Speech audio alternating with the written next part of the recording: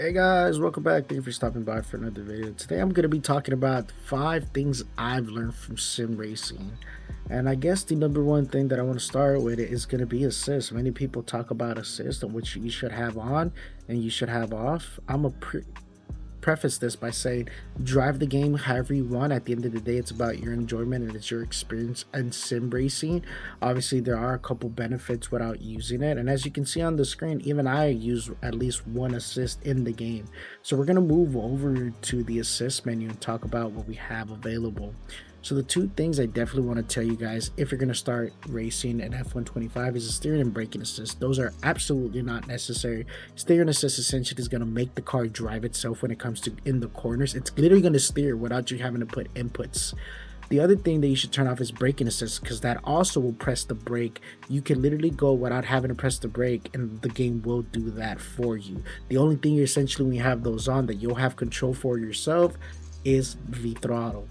Now, when we go to anti-lock brakes, I definitely tell people be precautious with that. Anti-lock brakes for some people is very beneficial because they just don't want to modulate the brake and drive without it. Most F1 cars in real life don't have it, and then when you do get the hang of not driving with anti-lock brakes, you are able to press a little harder, a little later, and get a little more pressure. You can even manipulate the brake to get a little more rotation with the brake. Now, traction control in F125, you have 3 different modes. You have medium, full, and off. So as you see on my screen, I have it on off.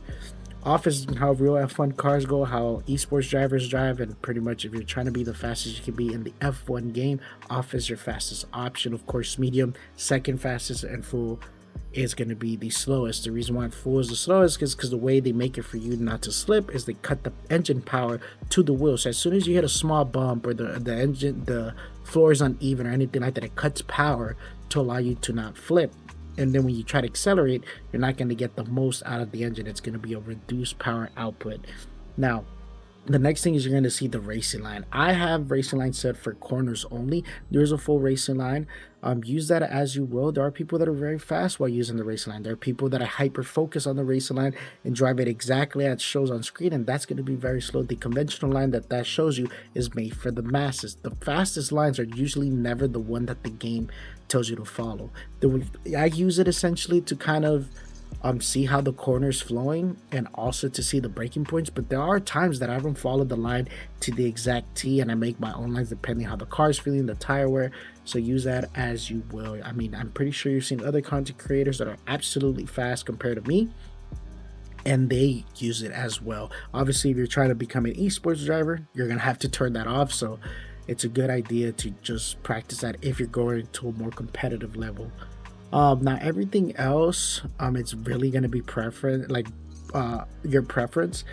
The gearbox is the only one you might gain a little more time going from automatic to manual, because manual you're shifting it yourself, so you can rev it out for a corner without having upshift and short shift whenever you need it, so you can put the power down quicker. So that's really gonna be dependent on you. Pit assist is just another thing that assists you. So as long as, let's say, you're in an open lobby, somebody doesn't turn that off, you can fly into the pit at full speed and you pretty much don't catch a 10-second penalty. The game automatically slows you down, but it's good practice to have that off in case someone turns it off. You're not going into the pits and catching 10 seconds penalties. Now, pit release assist, that one they can't really turn off, or they can turn it off, but all that really does is it releases you from the pit box automatically, not having to worry about releasing the clutch and going so you can accelerate. ERS boost with these cars, I highly recommend taking it off so that way you can manage your own battery. But if you don't want to worry about that and you just want to have the ERS for it to deploy itself and recharge itself, have it on. Like I said, enjoy the game however you want. Now, DRS and S mode, you can have that on. A lot of people that I know that are fast have it on. It just automatically opens the flap, puts the wings in straight line mode, and you don't have to worry about opening it up yourself. And number 2 is going to be the actual settings to your wheelbase. If you don't adjust these, that could be the quality of life you need to adjust, the feedback that you want Do you want the essentials? Do you want immersiveness? You know, the pedal calibration. Is your pedal in the right distance for travel? Do you lean on the brake a little bit like I do so you move over to a little bit of a dead zone? Mine's a load cell, so I reduce the amount that I need to press because I believe my CRP2 pedal is a 200 kilogram. I'm not able to push 200 kilograms, but if you notice, I'm able to push and I lean a little bit on the pedals. Another thing that the software will do for you is you will be able to update the firmware in your hardware to be able to make sure that your wheel stays compatible or any issues that the wheel may have gets fixed. Obviously be very careful if it's a beta update. If it's an actual officially launched non-beta update, is always highly recommended to check the version you have and make sure is up to date. You'll see here I uploaded mine and you can definitely see I'm able to check the versions that I'm at right now. I'm currently over here. We're waiting a little bit longer because our wheels are loading up a little bit. There it is. Everything pops up, and as you see, I'm moving my mouse to show you guys. I have the latest firmware on my R12, on my FSR2 wheel, my CRP2 pedals, my FSR B2 display. Those things matter. So definitely always keep up to date with your wheels and your updates. Number 3, track knowledge. And you'll see here on the screen there's going to be a couple clips that I slowed down, and I think Belgium is a great example of different. Everything that's sped up is usually just kind of like curves that are flat that you can kind of ride over and won't affect the bottom of your car. Where I slow down, you'll see, for example, here the track kind of dips over, which can unsettle the car. The next one, if you go too much over, you'll ride over the curb and it'll kind of throw you off. So it's just things to keep in your mind essentially about track knowledge, right? Like if you know the curb's too high, your car might bottom out, especially you run your car really low. It's probably not the best way to go. Sometimes you can even use curves to kind of help you turn in. Some curves are kind of flat where you can use it to kind of stretch out. For example, here you'll see when I make this left-hander, I squeeze all the way over to the AstroTurf and ride the AstroTurf, and there's a little runoff with the AstroTurf before the real grass hits, and then I just pull away from there, right? So then you want to use as much of the track, and having track knowledge allows you to push the car to its limits, knowing where you're able to push your wheels. If the curb kind of dips on down, will you bottom out the car? Can you stretch the track, or should you stretch it all the way to the barely as where the AstroTurf meets the curve, because that curve is kind of raised as you saw in this previous curve that we're looking at.